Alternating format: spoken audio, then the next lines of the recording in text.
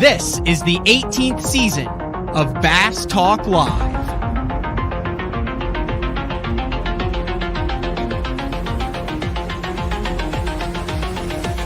With your host, Matt Pangrath. BTL is brought to you by Lowrance, Bass Cat Boats, APCO, Strike King Lures, Sunline, Big Bite Baits, Spro, X-Zone Lures, Gamakatsu, The Bass Tank, Denali Rods, and Pro Guide Batteries. BTL, coming at you! Good morning and welcome to another exciting week of BTL Bass Talk Live, where we are going to talk about bass fishing. It is Monday, June 6th, and shockingly, we still have water temperatures in the lower to mid 70s in Oklahoma. I can't remember the last time that happened. Fished a derby yesterday, and when we started, it was like 72 degrees. It's usually like in the mid 80s this time of June. But we got some housekeeping, and then we got a great show lined up today. Wisconsin's Bob Downey. Been wanting to get him on as a guest on BTL. I guess officially met him at the it was a Bassmaster Classic earlier this year and talked to him and said, man, when things kind of settle down, I want to get you on, tell your story, talk about some stuff coming off of a tough tournament for him there on Pickwick, but he has had some highs and some lows, and it all like kind of evens out. Real interesting story with Bob, so we'll get Bob on to talk about how things. I think he's actually at his parents' house in Minnesota following the event at Pickwick, and then heading into the final three stops of the Bassmaster Elite Series season, which Brandon Polinick squeaked by this event without having to leave early for the birth of his first child. So he maintains his lead after a very solid 7th place finish on Pickwick. Tomorrow we will really dive into it, and I'm sure we'll talk about it with Bob too, but we will really dive into the Pickwick event that was dominated by Brandon Lester. I can't remember following or covering an event where it, I mean, yeah, there were, he didn't lead wire to wire, but it just seemed, based on kind of his interviews and Bass Track and the way things were going, that like he really managed this tournament. And you don't see many 4-day tournaments nowadays that are managed like this, where he really seemed in control of the thing and then just poured the gas and really didn't give anyone much of a chance. Almost a 6-pound victory over Cody Huff and Chris Zaldain, 3rd place finish. Some interesting stuff with him. I know we had him on for the last week recap that we did on Lake Fork, but there's a real cool case study there of introducing a quote-unquote new bait to the market with the prototype and what he's doing with the Bass Mafia and Guggen and all that. So it's just interesting how certain guys have a knack for being able to build hype around a specific bait and a prototype and give little sneak peeks of it. Before we get things going, I do want to mention I got a media alert down from, it's our longest running sponsor actually of BTL, and we don't talk a lot about just the straight up sponsor stuff on BTL, but Lowrance has been around as the title sponsor of BTL, and I did want to note, we had Scott Palmer in studio from the Bass Tank, who was talking about all sorts of different types of electronics and things, and if you're kind of budget friendly, I mean, dude, you see these guys, it's like 6 graphs on the boat. They look like aircraft carriers now. But Lowrance is offering new lower prices on the Elite FS displays. So if you notice, we have a new banner, we have a new ad that we're running. So the Elite FS displays, new low prices, $9.99 for the FS9 with the 3-in-1 active imaging, and then there's also an active target sonar $200 rebate, and then also a $200 rebate on the Elite FS9 active target bundle. And then this is cool. You can get a free CMAP reveal lake or coastal chart through the mail-in rebate when you buy the FS9. And I really was not that sure about the CMAP. I knew it was like color, but you're used to looking at your screen, like at least I am, and I hate changing it. But there's like a built-in CMAP that came with the Live that I use, and I've really become kind of dependent on the CMAP with the color charting and the different displays that it has. So if you're interested in that, you can just go to basszone.com and then click on the Lowrance banners, or go just to lowrance.com/offer. So cool stuff there from Lowrance. Also, Mark Jeffries appears on the show, and now he's telling me what I need to talk about on the show too. He might be making no, he's not making a comeback, but we are going to get him on more. Locker room sessions with Uncle Frank, with Frank Scalish. I know that they did some of those last year. I was updating the show, putting Bob Downey on it, and then the Elite recap on Pickwick tomorrow. Also forgot Charlie Hartley's going to jump on tomorrow morning, and then Ken Ma from the West Coast on Wednesday. And I said, hey, there's a new banner on the website, and he said, yeah, we're bringing back the locker room sessions with Frank Scalish. So if you want to have an opportunity to chat with the man, Frank Scalish, about your home lake, structure fishing, map breakdowns, whatever, click on that link, follow the instructions, and you can get an hour of Frank Scalish's time to help make you a better fisherman. All right, let's get to the man, and we'll talk about a bunch of stuff with Bob. I'm not really sure what direction this is going to go in, but Bob Downey, welcome to BTL. Thanks, Matt. Appreciate you having me on. It's cool to be here. I've listened to this show for years, all the way back to like Mark's XM days back in the XM days, really? In high school, yeah. So big fan of the show. You guys are dialed in with what you do, so pretty cool to be on with you guys. Yeah, it's cool what Mark has done. I remember the XM show, so Gary Judici, and they had like 4 or 5 different studios they do it in, but they had this dude who like produced it for XM. So like their segments had to be specific links, so it'd be like a 16-minute 20 segment, and there was this dude. He had like always slick back hair, and he always wore a brown leather bomber, and he was like their sound editor guy, and he would always come in and they would cut each segment. It was way complex, but that was I remember that because I was interning for Mark in those days, and I had just gotten satellite radio in my first truck, and I thought it was cool. You could turn on the sports deal there in the morning and be like, holy cow, I know that guy. He's on XM radio. Yeah, that's sweet. Yeah, no, it's pretty cool. Pretty cool. Back to Gary Judici, and I think, gosh, I forget the other guy. Drew Smith, Kenyon Hill was on. Smith. Yeah, Drew the True Smith. I think it was something The Truth. like that. Yeah, dude, you have been listening to this for a while. We need to get Drew back in studio here. I know he's got a kid who's neck deep in baseball and stuff now, but he still keeps up with what's going on. And then obviously Brent Conway too. But yeah, that's a throwback, Bob. I think we're the same age, right? How old are you? Yeah, I'm 34. Oh no, I'm way older than you. Oh, okay. Close. I'm 37. I think we fished against each other in college for a little bit, like Louisville tournaments and stuff like that. I was late to college because I played junior hockey till I was 20, right? So then by the time I went to OU, I was 21. So like we were just a bunch of like old.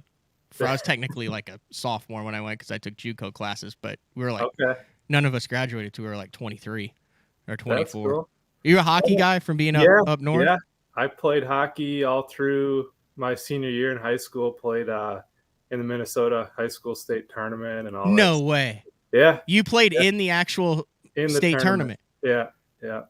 Like is that's where they go to? You go to the big arena and it it's like the biggest hockey. It's an event. A big event. Yeah, it's like high school football in Texas for up here. And so I played for Egan. I grew up in Egan, Minnesota, and played through my senior year and never went on to play juniors or in college. But that was like, my favorite sport growing up for sure. Did you play with anybody who got drafted or ended up in the show? No, I played I played against is it Letty? Nick Letty? Mm-hmm. I think he's in the NHL right now. And then a couple of our guys went on to play college, but no one that's playing in the NHL now. Haven't there been a couple of guys drafted straight out of the Minnesota high school? I remember. Probably. I'm sure there are. There's just the talent pool is crazy up here. So I would imagine that would be the case. You weren't in the Did TJ Oshie play in that? There was someone of those guys that played in that was our age. He played for Warroad, which was like, there's two classes. There's a Class A and a Class AA in Minnesota. Okay. And Warroad's Class A. So I never played against him, and I can't remember what year he graduated. I graduated in 06. Okay. So he might have been right around then. Yeah, I think he was. 05, he was the state first team Minnesota Mr. Hockey finalist. No, that's cool. Yeah. You think I got in this conversation with Zaldane because Zaldane played AAA out in California. Okay. I don't know if you ever had any. No, you need to hit him up for some hockey convo. Okay, yeah, that'd be good. But he didn't think that there were a whole bunch of similarities between hockey and fishing, and I think there's a lot between high level and competitive sports and the fishing. What are your thoughts on that? Yeah, I mean, I think for me, I was not like when I was younger, I would say I would be more of your goal scorer, like in my grade school years. But as I got older into like high school, there were guys better than me at kind of your skilled players. So I was just more of a grinder, like third, fourth line grinder. And that to me has translated a lot to fishing, because you kind of have especially these national level tournaments, you're grinding a lot through practice, through the events, to try and survive certain ones. And so that's translated a lot just from a work ethic standpoint. We had a coach that pushed us pretty hard. And, for me, that's really, really helped me, I think, in the fishing side of things. You still lace them up ever? Dude, I played in a Thursday night league up until like a year or two ago. And it was just a men's league, like nothing crazy, just get out and skate. But I didn't skate at all this last year. It's amazing how quick you lose it, isn't it? Yes. Your legs go pretty quick. Yeah, my legs are non-existent. Like I went back like 4 years ago, I think, and I played in a alumni game. Mm-hmm. And I, no joke, I was Ralphing before the first period was over on the bench, and then I had him switch me back to defense so I wouldn't have to skate. I could just sit back there and dish it. And then I haven't touched it since then. But yeah, it goes really fast. And your hands go quick too. I mean, it's amazing. Oh, yeah, you know what you want to do, and then you're like, oh, I look like those old men's league guys that I used to make fun of when I was skating circles around them when I was playing every day. Do you think that translates to fishing? Because I'll throw an interesting comparison out here. You see guys who have kind of stepped away or try to make a comeback, or even a guy like you up north who have a long off season. And it seems like there's a bunch of guys who always get slow starts to the year and then pick it up as the year goes, or guys who have been dominant and then come back. And do you think that it's if you don't use it, you lose it, is applicable in fishing just like it is in a stick and ball sport? I think so. Personally, I think so, because I see it every year, being that, our lakes are iced up by, depending on where you are in the state, the end of October, early November. And so we're, sitting in our houses for, 3-4 months before we're going down to Florida each year or wherever, Texas.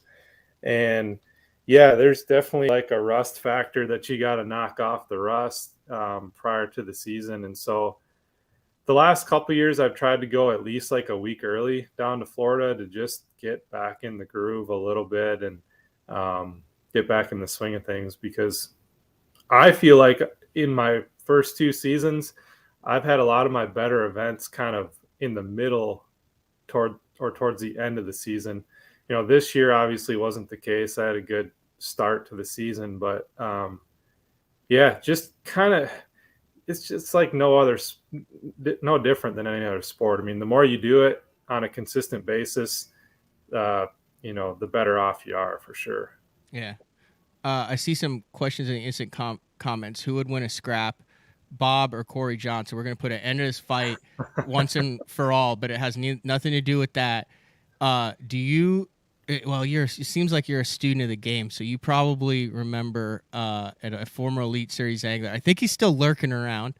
by the name of Darren Schwinkbeck. Yep, I remember that name. I don't He know him, but Yeah, he was on the Elite Series. I think he's the only guy who sunk 2 boats in one tournament, and one wasn't even his, on Lake Erie in an Elite Series. And he wore the Amsoil Triton okay. hockey jersey for all of his weigh-ins. It had the Really? I pulled it up. I'll share it real quick. This is the biggest photo I can find of it. See it right there? Oh yeah. There it is right there. Nice. It had like the tie down strap in the back, Yeah. and it had like the actual like shoelaces in the neck. Uh-huh. Like if you Yeah. hands down, you want to do hockey fighting in fishing, I'm not even going to entertain any other options. Schwinkbeck, the Bob Probert of fishing / hockey players. That's awesome. And I end didn't of know that discussion. about him. Yeah, he's a good dude. Yeah, you mentioned the grinding thing, dude. 3 years, and we'll kind of get back into it because you have a very interesting path to the Elite Series. But you look at a lot of guys and you see trends like, oh, this guy, like once he gets on a roll, he's top 20s, or he's You are all over the map. You finish top 5, you finish last, you finish middle of the field, and then it bears itself out in the standings on your 3 years. 50, what were you, 54th last year, 51st in your first year, and you're 46th this year. Yep. That is the definition of grinding it out. Yeah, I've had a really up and down career for sure, on the Elite Series anyways. I mean, through the Opens, I was consistent the year I qualified, but in the Elites, it's really been up and down. Like if you look at my track record, it's not common for me to cash back-to-back checks. I've done it just a couple times, and I don't, obviously you try and work on your consistency and say you're going to do better this year. And this year has been a little better, not great. I mean, I had a bomb at Santee. The 2 finishes in the 60s now this year, I've actually, even though they're in the 60s, I've been happy with having better second days in those tournaments where, I could have ended up in the high 70s or 80s, and instead of that, I'm in the 60s. So those are like small victories, even though they're not great finishes. And I seem to do better in like your tough tournaments. If you look at my best finishes thus far, I've never done great in like your slugfest type events. Making a cut at Fork this year was a big deal for me because I've struggled there in the past, and that's usually a slugfest. But like, Neely Henry, Gunnersville the first year in the fall, St. John's River, all my best finishes outside of like up north, smallmouth country, I seem like I can kind of hang with those guys and do well in those slugfests. But the largemouth tournaments, generally down south, I do better in the tough ones for some reason. And I cannot really explain it. I mean, it's kind of been a weird deal that I'm trying to figure out still. I think we've seen how Seth Feider has figured that out. Yeah. Like a guy up north taking what he's familiar with in all of those Minnesota lakes. And then the more time I've spent up in Minnesota and kind of been around that area, the more I see there are certain areas that are very parallel to some of the southern fisheries, Florida, a couple of the TVA fisheries, but there's like a couple little quirks about those southern fisheries that throw off the northern guys. And then once they figure it out, it's like game over. Like they get it. Yeah, no, for sure. I mean, we do have a lot of similarities to different places up here that we see in the South. We don't see tidal water up here, and we don't have reservoir systems. But we've got the Mississippi River that you spend enough time on that in each part of the seasons, spring, summer, and fall. And that exposes you to a lot of different things that we do see down south too. Our natural lakes really can only take you so far in terms of giving you experience around the country. The one thing they do a good job at is if you want to learn a technique, you can go out and get a lot of bites doing different things. throwing a drop shot or a shaky head or, um, you know, a Ned rig, you can really dial in your setups a lot of times because you're getting a bunch of feedback. If you're getting 30 to 40 bites a day, you kind of see where your weaknesses are in your setup one way or another. And so our natural lakes are really good at that in terms of teaching us new techniques. But we just don't see like fish setting up on weed lines hardly ever across the country. So it's a little different for sure. Like brush piles aren't very big up there No, either, are they? no, you can't dump brush in our lakes. It's against the law. So Really? yeah, in Minnesota, anyways. From And what maybe it's you, changed, but you I always also don't really do like riprap very much. no. But on the river, you see that. So if Yeah. you fish the Mississippi, that you'll see some riprap. But otherwise, no, not in our natural lakes. You mentioned the Mississippi, and I think that's Mhm. interesting because I'm kind of on a quest to find like, and changes, but like if you were to pick like one fishery that encompasses everything that you could become the ultimate angler, I guess you could kind of say the Mississippi River would have to be it. The more I think about it, because now I've fished it like way up north. I fished it in Minnesota.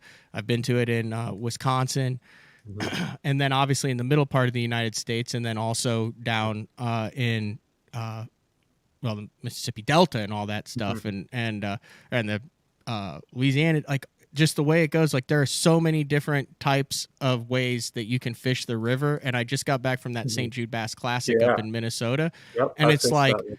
you're literally a 10-mile run from like no current lake fishing, backwater largemouth, Mhm. ripping current small. Like I was blown away at how Cool. quickly and diverse a 10-mile section of river changed. And I was like, okay, I get why there's so many really talented anglers Yeah. that, like they said, even though you only get to fish it 5-6 months out of the year with the season and all that, come from this part of the country because it's just a really cool place to learn how to catch them. Yeah. It's amazing. I mean, that's the reason. One big reason why I think I've been able to make or at least qualify through the opens and have not a lot of success on the elites, but a few highlights here and there is because of the river. It's so dynamic. It's changing like daily, especially in the springtime. I mean, that place changes by the hour in the springtime based on water levels and the spawn and all that stuff. And it's really cool. I mean, you've got a big time grass fishery come summertime and fall, and a lot more rock and wood in the springtime and sand. And um, there's not like super deep fish at most times of the year, but you can quote unquote like catch them offshore on like hidden things under the water that you'd maybe look for on the Tennessee River. It's just a smaller scale type of Yeah. deal. Uh, I want to go back and kind of tie our conversation that we just had into the next point, which is you won really. I mean, it wasn't even a career when you won. Like it was your first year fishing the opens, Yeah. and you go to Grand like in the fall, which does not have a stitch of grass in it. I mean, it's a Yeah. lake that I've fished for 15 years here, Hmm. and I mean that was a tough derby, and you win it.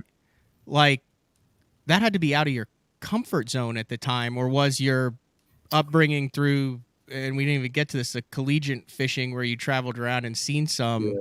kind of Yeah. help you get comfortable on Grand. But I mean, how did you go from where you went to winning the Open on Grand in 19? Yeah, I mean, so I did fish in college, as you alluded to, fished for the University of Iowa, and we traveled, across the country fishing reservoirs. So I was somewhat comfortable doing that. And I hate to keep bringing it up, but back to the river again. I mean, I've fished there a lot and flipped wood a lot on the river over the years, and um, that's what I was doing on Grand. I caught every fish I weighed. I caught either out of a buckbrush or off a willow tree. And if you remember that year in 2019, that's when the lakes down there were flooded all summer Mm-hmm. long, and there wasn't a lot of pressure on those lakes, from what I understand, until the water levels started to recede. And um, you know, I I figured, this is my theory, that a lot of those fish were living shallow most of the year due to the high water. And it was starting to kind of come down, but it was still up enough where there was enough good water in those bushes and in those willow trees. And I just got onto that pattern the first day of practice at like noon. And I practiced, I think, for 3 or 4 days and held up all of practice and all of the tournament, which never happens. I mean, that's happened to be one of those consistent times a year where we hadn't quite hit that fall transition yet. It was kind of just the heat dog days of summer still in September, 90 to 100 degree days. And dude, was one of those deals where I got dialed in practice, and I never do it, but I put a hitchhiker on and just flipped bushes and willow trees and marked every spot I got a bite. And it was all kind of in one general area. If you know Grand, you probably know where that is. And yeah, just worked out. Where were you? Were you in Horse Creek? Yeah. Yep. Okay. Like kind of that mid section of Grand. And I tried to run it elsewhere, cause there's a lot of that stuff like up the Elk. I caught some in practice doing it. Not far from Wolf Creek. I actually caught some key fish in Wolf Creek as well. Shocker. Yeah, at the end of the day, like day 2, in the last 15 minutes, I caught like a 3.5 and a 4-pounder in Wolf Creek, and that got me into day 3. But yeah, it's just one of those meant to be deals. Like the whole season was like that in 2019 in the Opens. I'm not, in my opinion, no better than like, some of the best locals here in Minnesota and Wisconsin. And I just had one of those fortunate runs where you had 4 good tournaments in a row and happened to win one. And all of a sudden I'm sitting here, but, you can't really explain it, why it happened, but it did. So. Side note about that Derby. I'm sure you remember who won the co-angler division. Yeah, Shakurit. Jay Shakurit, killing it on the Elite Series rookie year. He's a phenom. He's a phenom. He's a cool customer. Like, I don't think anything rattles him. No. For being, what is he, 22, 23, and I mean, making a check in the first 4 tournaments of your Elite Series career, he's unreal. Absolutely. We're talking with, is it hard to believe you're in your 3rd season already? Yeah, it is. It is, actually. It goes quick. Yeah, and I think you're like almost up to $250,000.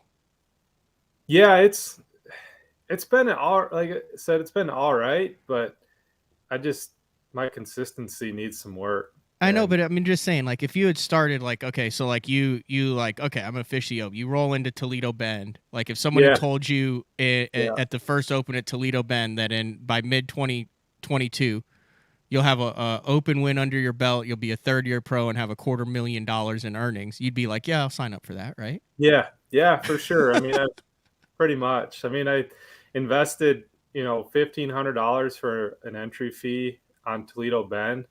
And I've kind of just been able to roll tournament earnings and sponsor dollars since then. So it's been a good run so far. I got to start making some classics. I mean, I need to make the classic this year and have some more consistency to really try and make this a full-time gig. Talking with Elite Series Pro Bob Downey. And when we come back from our first break, I want to get into that. I want to get into the sponsor game, because I mean, when you qualified, you really didn't have any. I don't think from what I know. And then one, anyways, one all terrain, right? Yep, that was it. And then how you make it work, grinding it out. And like I said, you can go some checks without it, couple 20,000, but I'm really interested to see how you make it work, because you're obviously talented enough. We've seen from the finishes and the top 5 finishes. So it's BTL. And we probably should also talk a little bit about Pickwick at least. Before we wrap things up. But BTL on a Monday, June 6th, 2022. We'll be back after these messages. Your key to better fishing this season is Elite FS. Now available at a new lower price. Get Elite FS 9 today for $9.99. And we'll throw in a C-Map reveal chart, our premium mapping solution for free. Elite FS works with all state-of-the-art Lowrance sonar, from chirp, side scan, and down scan imaging with fish reveal to high-resolution active target live sonar. Elite FS9 and C-Map reveal. Offer ends August 31st. The new Puma STS has been redesigned from the ground up. With the angler, design, function, and performance in mind, nothing on this new offering was compromised, and the only thing carried over from the previous version is the name. Based on the Soft Touch series hull that started with the flagship Jaguar, this new model is nimble and performs incredibly well at all speeds with either a 250 or 300 horsepower engine. Featuring a new 96-inch wide-body footprint, this hull measures out at 20 foot 7 inches in length.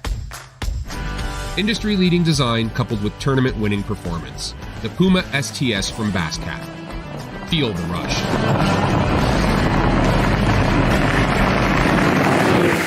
We're just about ready to go, ladies and gentlemen. Get in order. Once again, Drew Cook is in the driver's seat. When you're catching fish for a living, you can't let a little cold, rain, heat, humidity, or anything else get in the way of a payday. I wear APCO. Any fish, any water. The KVD 100 jerkbait. 15 different colors. A perfect combination of roll, wiggle, and flash. Increased castability. 3D eyes. Premium black nickel hooks. KVD. Tie one on. Striking lures. Elite Series Pro Daryl Gleason here. My Pro Guide batteries keep me going on those long tournament days and long practice days. Always plenty of juice, never fail. The best part about Pro Guide batteries, it's the people behind the company. They have over 40 years experience in the battery business, keeping all of us fishermen out on the water longer, catching more fish. Check them out at ProGuideBatteries.com. What's up, Bass Talk Live fans? Brandon Polnick here. And ever since I won a couple Bassmaster Elite Series events on X-Zone Lures, I've been getting a bunch of questions of what makes them so special and different. And really, the truth is, it's in the details. The little details, things like no cheap fillers in their plastic. That gives you more lifelike action, more realistic and vibrant colors. But don't just take my word for it. Go to www.xzonelures.com and check them out for yourself. Welcome back, BTL, on a Monday.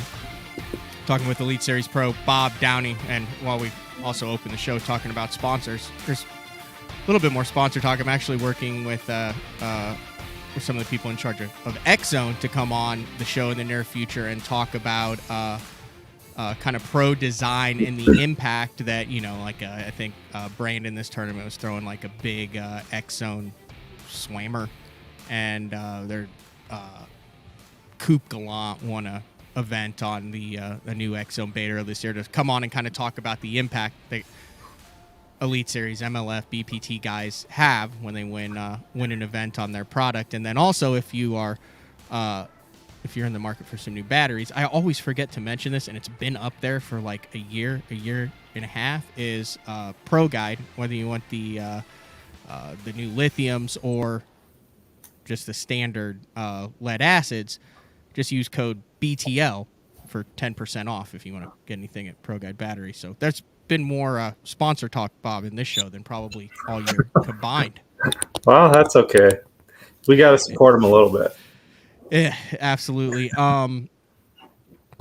Before we went to break, you were kind of talking about navigating your path to the Elite Series, which was, for lack of a better term, it was kind of cut and dry. Like, you grew up obsessed with fishing, joined the junior club, joined the bass club, got your college degree in finance, right? Yep, exactly. Got your college degree, worked for a couple years, fished the opens, qualified through the opens, popped a big open, so you had entry fees at the beginning, and now here you are. Like that's kind of like a dunk. Like in this industry, we're always talking, oh, Yeah. where's the clear path? How can a normal guy like make it and blah blah blah? Like, oh, there you are. Yeah. We got Bob Downey on BTL. Like you followed the path, you caught the fish at the right time, took advantage of it, was smart with your money, and now you're established Elite Series pro. Yeah, I mean that's pretty much how it went. There was like a 9 or 10 year gap between graduating college and actually qualifying for the Elite Series that I worked, and enjoyed my job. Still, actually do it to an extent, just on a smaller scale than I used to, which that helps with some residual income throughout the year and kind of takes some stress off me on tour a little bit. But ultimately would like to do this full time if I can. And we're working towards that stage. It's kind of like building a small business is kind of how I've looked at it. And you really don't expect to pay yourself much the first couple of years unless you maybe pop a win or something like that. And finally turning a corner to the point where, having to start like I did this year and a couple more checks. And if we, make a couple more here at the end of the year, we'll get to the point where we can start to pay ourselves, enough to where you're, actually making a living doing it rather than just getting by and breaking even. Can you talk about what the business is? Yeah, it's I work for a surety bond company. So we sell bonds to construction contractors, highway contractors, builders that are working on schools, anything publicly funded. We write performance and payment bonds for them. And so I work on a sales only basis, which allows me the flexibility to be gone and be on the road and, kind of work on the sales side of things when I have time, basically. Okay. That's cool. Yeah. Yeah.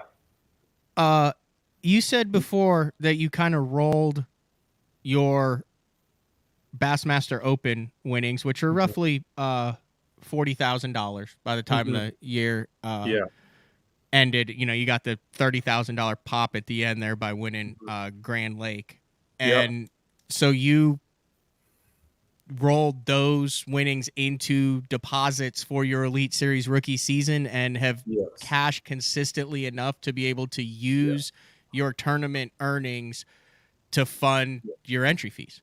Yep. So basically, like I said, I made that $1,500 investment at the beginning of my own money and haven't touched any like personal savings or anything since then.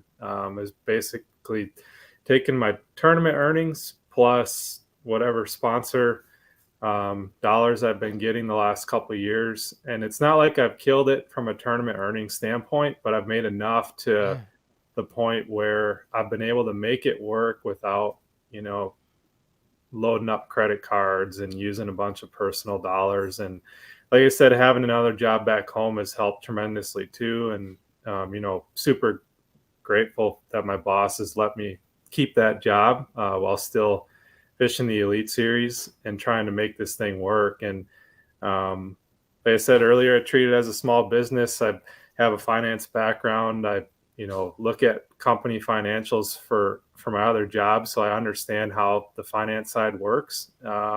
Jeffrey's would love you. What's that?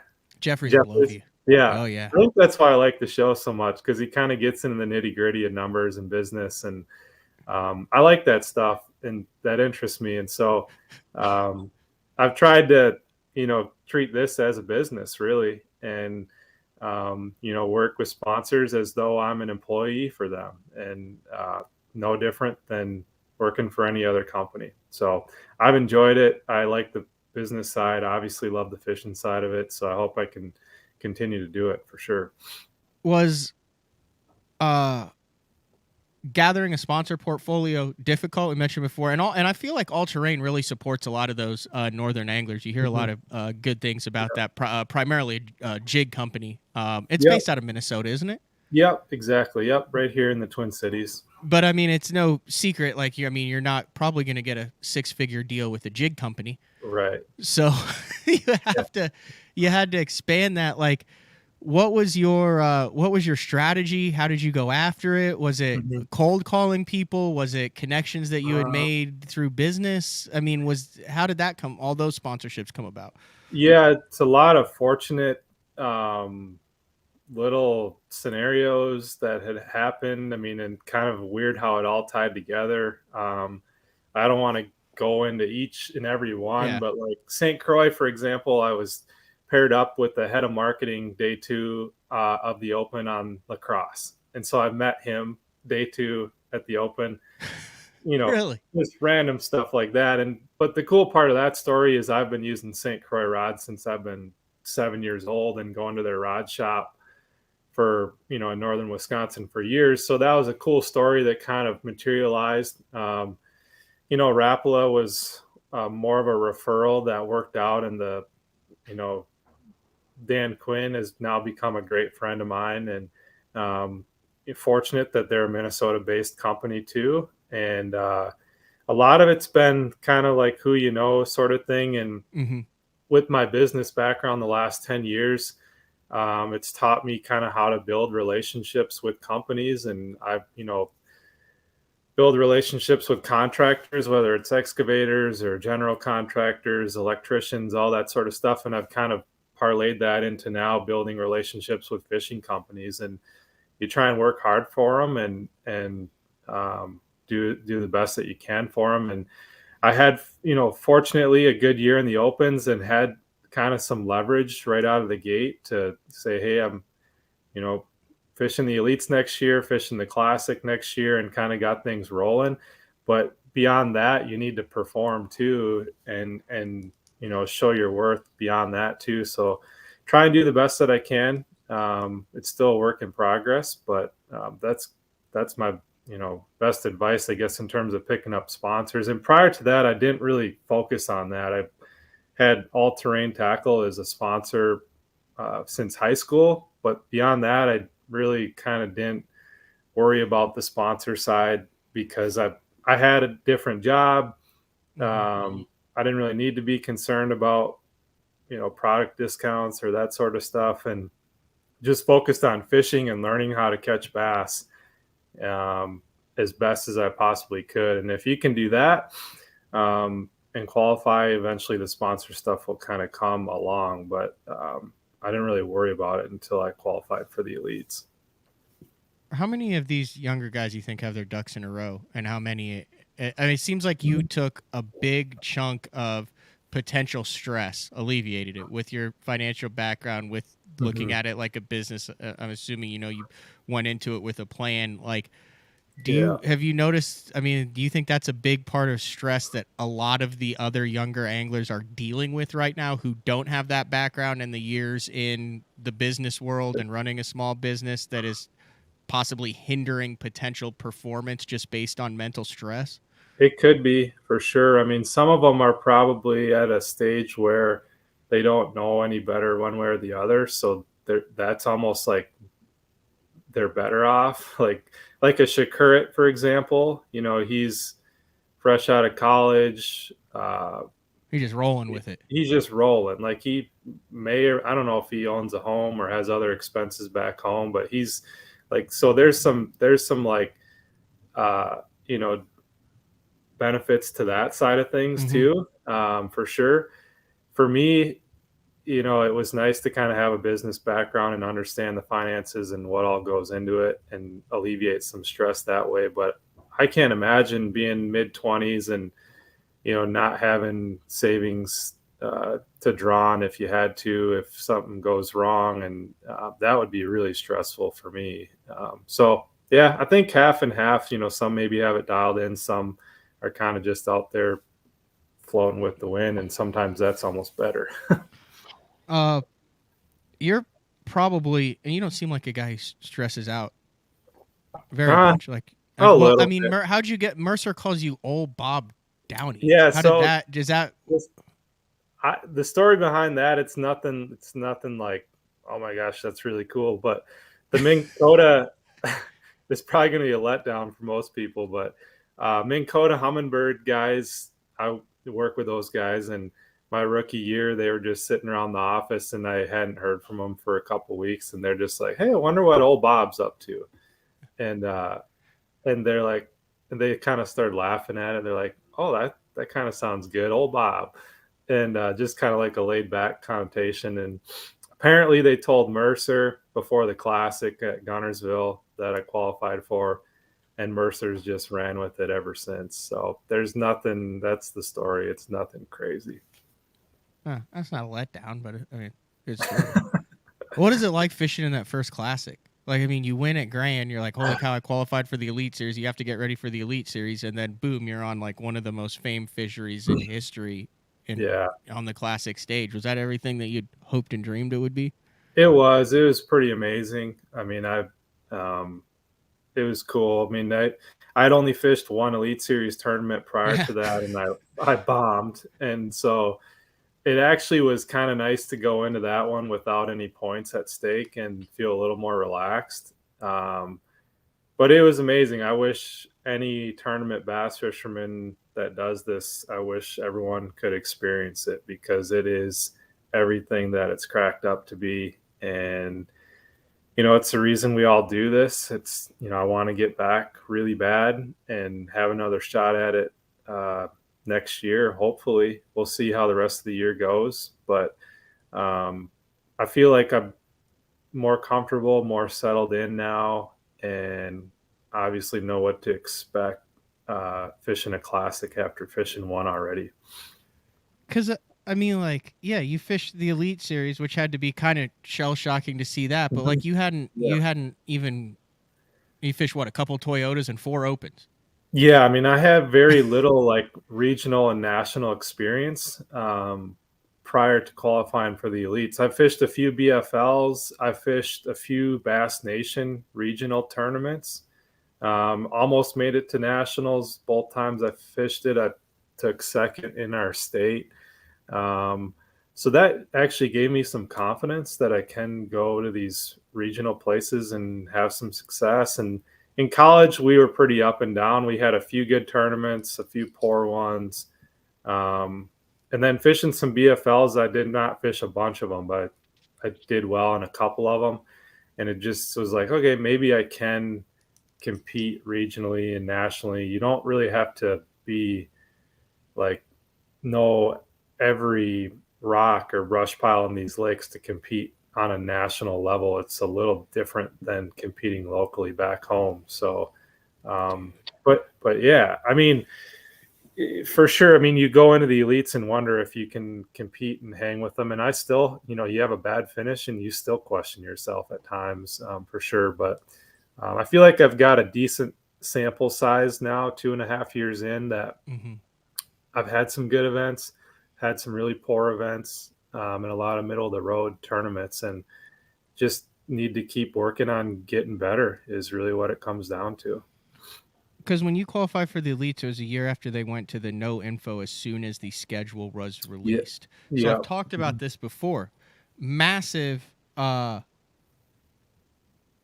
advantage or disadvantage, whichever way you want to look at it, was, in prior years, prior to 3 or 4 years ago, 30-day off limits.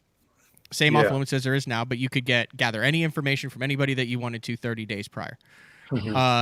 Waypoints, anything. But you could go to a lake with someone that was there and say, hey, this is Santee Cooper. This is a giant, scary, intimidating lake that they catch them in some, and here's where you can and can't run, and here's the waves, and here's the productive areas, and if the water temp's this is where they spawn, blah, blah, blah. The whole field went into it. Some people chose to take advantage of it. Some people chose to play that game. Other people didn't. Yeah. But then, so like when you had the Brandons and Zaldanes and all these Brandon Cards and all these guys come in, I felt the learning curve was dramatically reduced because you had top-level young talent that was hungry for it, that could go out, do research, learn lakes, and compete with the Kevins and Skeets and Edwins and those guys who had been out there because there's a lot of that same information that cycles. These last 3 or 4 classes, or 3 classes of rookies, they institute as soon as the schedule's out, lakes off limits. Well, now you've got all these guys with all this experience and all this, and you're going to these lakes, and yeah, you can get public information, you can get safety information, you yourself can go on the fishery, but there's no information gathering. It's off limits. Dude, you're like going in, so you're drawing the short straw every single tournament because you're going to lakes like Gunnersville, Santee Cooper, Chickamauga, I mean, even Thousand Islands, all this. Hundreds of years of experience of all these people, and you're like, go figure it out yourself. Can't get any info, nothing to help. Like, that's got to be like just feeling your way through it, knowing that you're at a disadvantage before you go there. Yeah, it is. I mean, at times you feel like that. Like Pickwick, for example, I've never fished a quote unquote like ledge tournament in June on the Tennessee River besides last week. So it's, and I'm not a guy that really like calls other competitors to the Elite Series, because we can talk to other Elite Series guys, and I'll talk to Pat Schlopper and Caleb Kufal, but we're all kind of in the same boat. We haven't really, none of us have. So what do? You roll out, ledge tournament, June, Pickwick Lake. I mean, it's no secret. This is how it's most likely going to be won, but I've never been on Pickwick in June, and I grew up in, I don't know. I mean, how do you compete against that? Man, it's tough. I mean, my results show it from last week. I felt lost out there for the first couple days of practice. Like, I would idle around. I feel like I know how to like find fish on side imaging and down imaging, and I know what they look like. But man, I did that a lot, and I did not see many fish doing it. And so then I'm like, well, am I looking in the wrong areas? There's elite guys, locals, guides. So you know where these community holes are, but you kind of, me personally, I don't love to fish in community areas. So then you're trying to find stuff off the wall, but you're wondering, is this off the wall, like kind of stuff I should be looking at or not? So I felt lost the first couple days. And the third day, I finally found a few schools, and that's really what carried me to, a marginal finish. But yeah, it's tough. I mean, I learned a ton. I hope we go back because I feel like I could do better based on what I learned. But yeah, I'm not going to call, these guys that have experience on the Tennessee River to kind of figure out what their thought process is. For me, because they got their own and they're trying to beat you. Yeah. And I don't, that's just, I've learned in the past, that's not the best way to learn long-term. Like, sure, it might get you through one tournament. But if it's going to stick with you long-term, for me anyways, I got to figure it out on my own. And it stays with me better that way. I learn it kind of my way. And it's better in the long run. It's not, it might, like I said, it might help you for one tournament, but when, the rubber hits the road long-term, it's generally not the best way to go about things. So you kind of just got to take your lumps, and that's how it was locally for me. That's how it was regionally for me. You kind of got to get your teeth kicked in a few times. Just a $5,000 lump, $7,500 after expenses, $8,000 now after gas. Right. Yeah. I mean, it's not easy to swallow, but it's kind of part of the process. You have to look at it long term like that for sure. I like it. You talked about kind of reducing the stress financially. Seems like you have your head together as far as how you like to fish your game plan, but there is a stress that is on the table. This has not been talked about a lot, and we're not going to really dive deep into it, but I want to get your thoughts on it because there is a cut line this year on the Elite Series, Bob. And there's 8 million different ways that you can get cut or stay on based on experience and your finishes and how many years you've been on. But I mean, that list, I don't think it's a public list. I think the anglers have it. Yeah, we have it. I've seen it through one of my secret sources here and there. Like, I don't have the updated one, but it's like, oh, here's bunch of guys that are fishing for their Elite Series lives right now. And I just want to get kind of your take on it, because, I mean, you've had 3 solid years. Like I said, you're 46th in the Angler year now. You're 54th last year and 51st the first year. But you've got some other stuff going on in your mind about, hey, am I going to be here in 2023, 2024? How that affects your sponsor. So when we come back for the final segment, I want to kind of get your thoughts on that and how that impacts your on the water decisions with the cut line looming for the Elite Series. So it is Monday, June 6th. This is BTL with Wisconsin's Bob Downey. We'll be back after these messages. Are you looking to install your own fishing electronics? Well, the Bass Tank is here to help you. The solution is the Bass Tank Power Harness. It takes the guesswork out of installation. No more voltage issues or interference. Designed by an engineer so that you can get professional results right there in your own garage. Installation done right with the help of the Bass Tank Power Harness. You can feel confident knowing that your installation was done right. The Bass Tank Power Harness. Give us a call or order yours today at thebasstank.com. Get the best patterns backed by tournament data. Start by finding the best 10% of your lake. Know exactly what to look for and what to throw. After that, just put them in the boat. Try the Deep Dive app today. Look at that beast right there.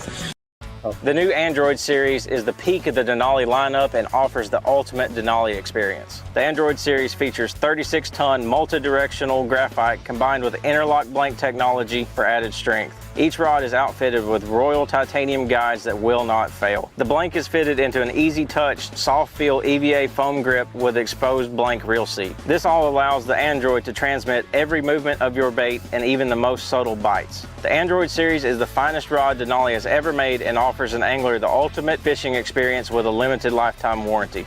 See the full lineup of Android rods at denalirods.com. Vibrating jigs are a great choice for any time of year, and the Kamikaze Swim-On is a perfect match for any vibrating jig. 2 sizes and the unique tail design gives it a bait fish profile and a great swimming action for realism. There are 17 colors. See them all at bigbitebaits.com. The Spro Little John crankbait has been around for almost 15 years, and it is one of my go-to crankbaits whenever I need a fish in the boat, so you can never have enough new colors.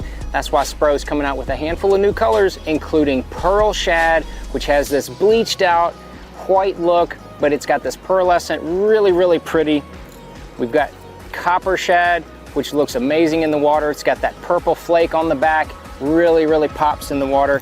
And then if you want some real pop, we've got Sparkle Shad, nothing but sparkles all over this thing.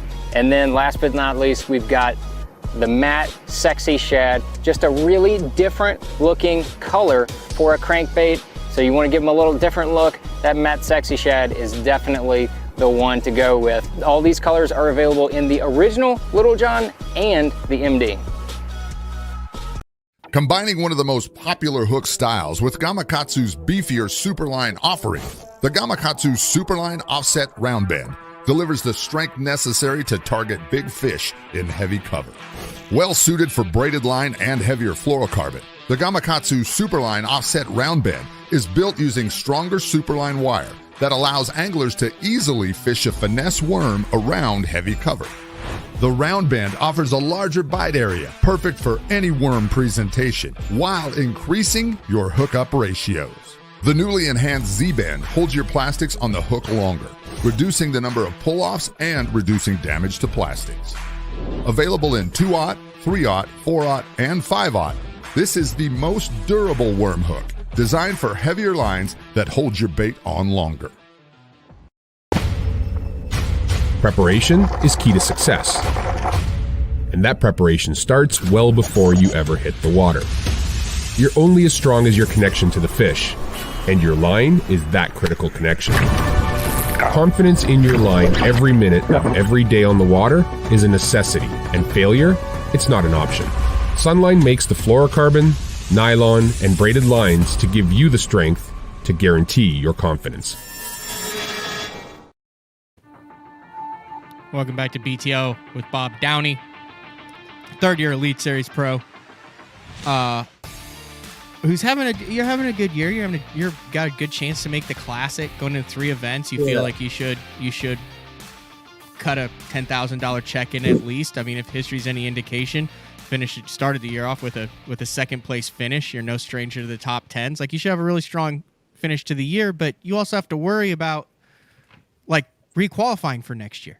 Yeah. Yeah, it's a big deal. Had to requalify after last year. As a rookie on the elites, you get 2 years automatically. So 2020 and 2021 were guaranteed. This year was not guaranteed, and next year is not guaranteed. Bass has a number of different ways to calculate, per individual, how they kind of take it's basically angler of the year average is what it is.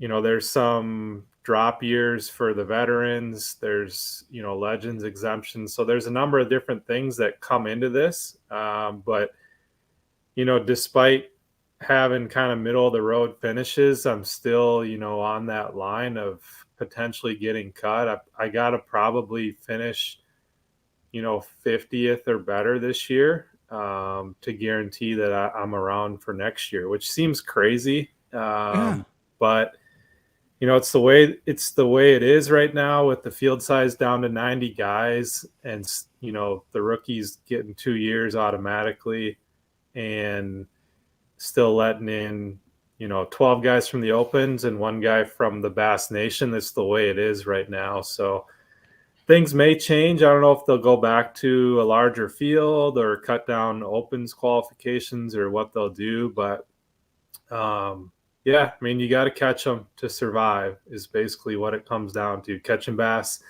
solves all problems. It's amazing how that works. You catch it better than everyone else. It's like, oh, this is fun and easy and stress-free. Yeah, so you catch them and you don't worry about that stuff. But yeah, it's a constant, on your mind type of thing, especially for guys that have no backup plan and nothing to fall back on. I mean, it's can be stressful, but it's part of it. I mean, that's what makes the Elite Series the Elite Series. You can't coast, and that's what makes it what it is. And so it's no different than any other professional sport. If you're not performing, you don't last very long. So we got to catch them. The last 3 events, going to places that I'm familiar with, I've been to before. I like how they set up.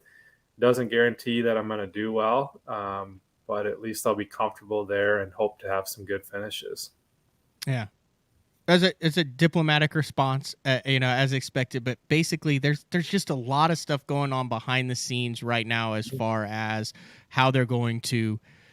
Well, they know how this year determine who gets cut and who stays. And like, this is not an exact science in bass fishing because you can weigh all sorts of different factors. How long? How do you judge a bad year? What about guys who have won titles and anglers of the years and classics and what is the right field size? I mean, it's been every year where from 75 to 108 over the I think maybe even 113 over the course of the Elite Series season since 2006, the inaugural season. And it's changed every single year. There's tons of years where they didn't cut. There's years where they went down to 20th place in the Bassmaster Opens. Then you throw in the whole MLF split that wasn't 20 that happened at the end of 2018. Well, now you're 4 years into the new Elite Series. You've gone from that. You've gotten back up to that 100 number that seems to be where the Elite Series likes to teeter on. Some say it needs to be less. Some say, I haven't really heard of many people that are more than 100. But I think we've reached a point, like I said, 19, 20, 21, we're almost 4 years into what I would say the new era of bass. They've done an incredible job. The live product is absolutely dialed in the way that the anglers have flourished. I mean, they've got some feathers in their caps with anglers who have returned. But I think that the part that is lacking, like I said, I'm going to do a whole nother segment on this, and you can just be a passive bystander for this rant, Bob. Like, I understand the position here. You don't have to agree or disagree. But what I'm saying is, I think what there needs to be is consistency, a reason for it, and I think it would be really interesting for the public to follow the cut line, just like it is on the PGA Tour, where you get down to the end of the year and it's like, hey, this guy has to go birdie to retain his tour card. Yeah. Now, instead of you get a runaway angler of the year, now you're following all these guys who are getting back in. And you as an angler know, hey, this is going into the year and everything. This is where I am. This is what it has to be. It's totally put. Now you can work with your sponsors. You can figure out, you can make decisions based on it. And it's been kind of a hot mess for the last couple years, to be honest, from what I've been able to as an outsider, kind of looking in and hearing bits and pieces.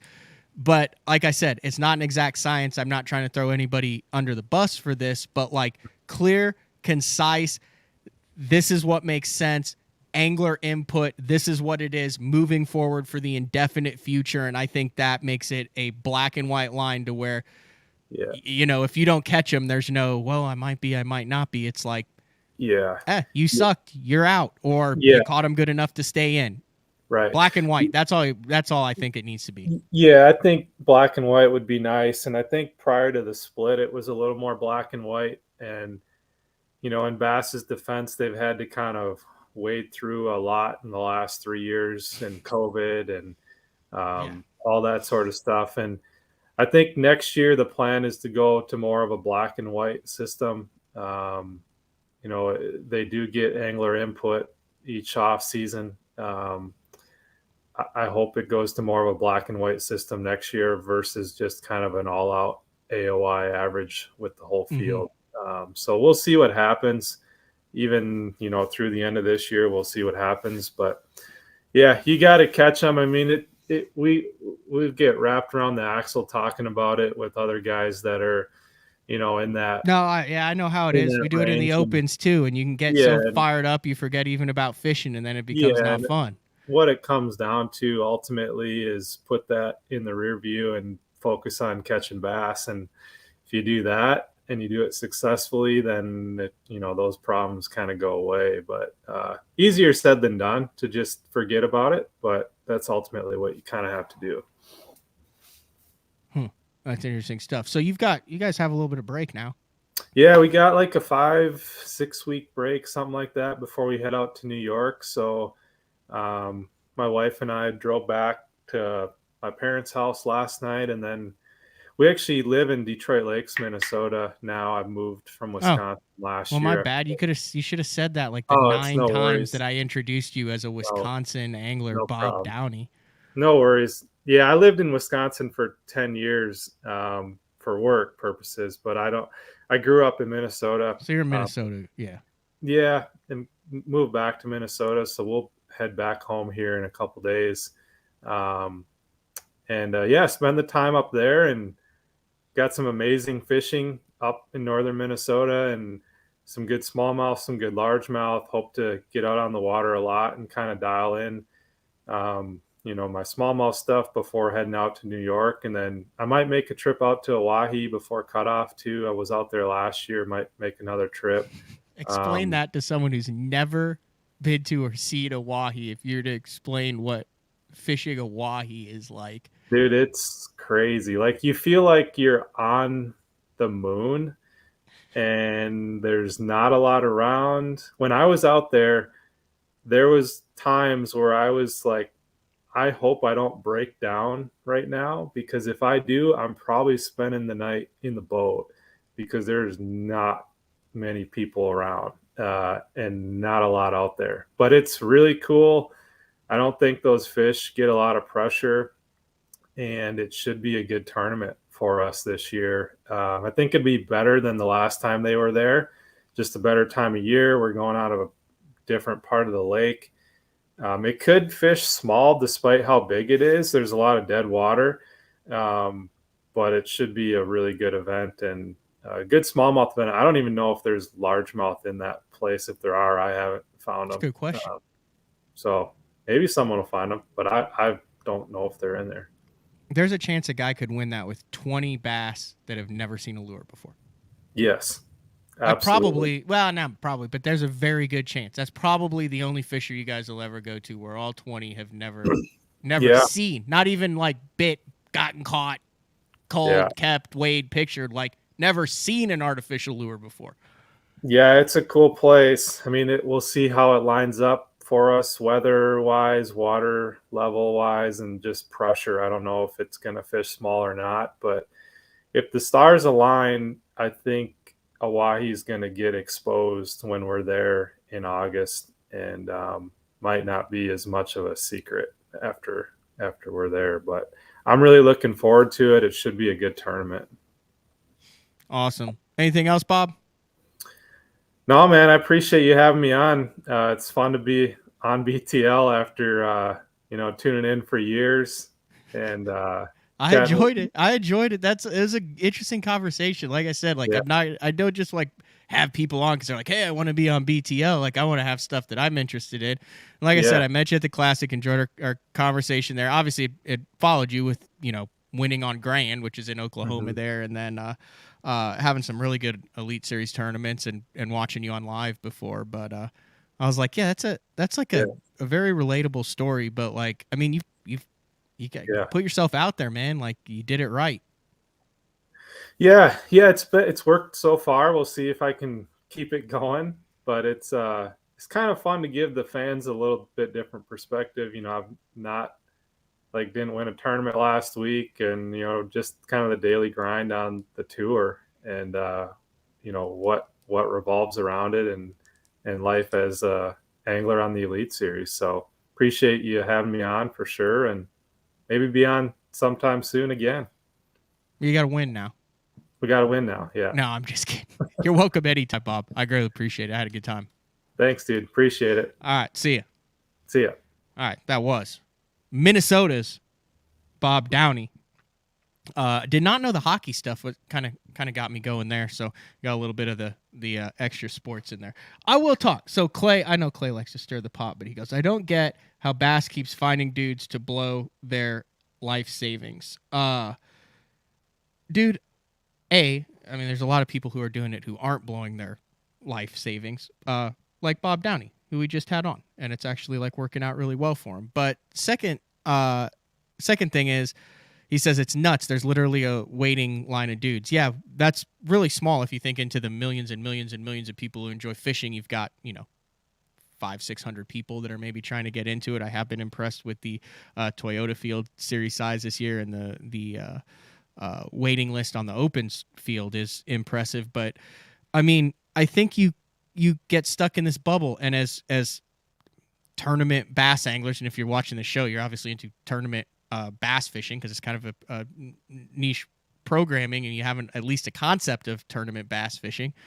But I think you get stuck in this bubble where you think that everybody has 250s with the twin power poles and the 16-inch graphs and are dropping tens of thousands of dollars on this stuff. And really, it's like 1,000 guys, a couple thousand guys that are doing it at the top level that are really seriously trying to, between what's going on the West Coast with the Apex series. And I'd even throw Toyotas and the Opens in with all those divisions, and then throw in the BPTs and the Elite Series and stuff. It's really small. If you look at how many guys are actually doing it super seriously, it's pretty small. So you may look at it and be like, well, I know 15 of these guys who are in debt and doing all of it. Well, that number in relation, there's a lot of people who fish one or two Opens and then don't finish the year. There's a bunch of people who pay $600, and instead of going into debt and blowing their life savings, they're going to fish as a co-angler and do it for the experience and do a learning, or they're fishing at the BFL level.